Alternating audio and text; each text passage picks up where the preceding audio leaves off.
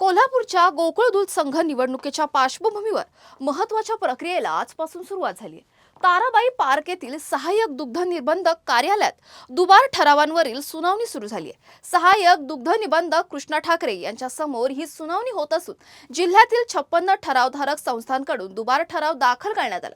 आजपासून दररोज 15 संस्थांच्या संचालकांना सुनावणीसाठी बोलवण्यात येणार असून सर्व सुनावण्या पूर्ण झाल्यानंतर अंतिम निकाल जाहीर केला जाणार आहे.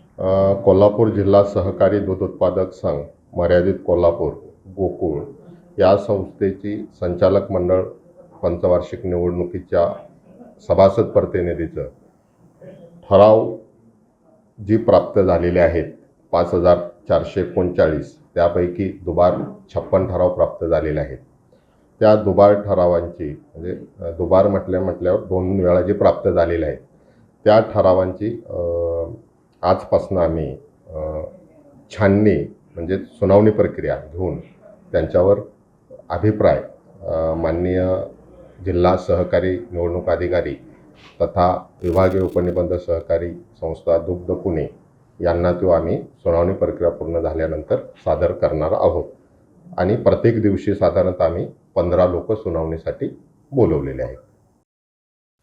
गोकुळ दूध संघाच्या निवडणुकीत दुबार ठरावावरील ही सुनावणी निर्णायक ठरणार असून या प्रक्रियेनंतरच पुढील निवडणूक कार्यक्रमाची दिशा स्पष्ट होणार आहे. त्यामुळे आता सर्वांचं लक्ष या सुनावण्यांच्या निकालाकडे लागलं आहे.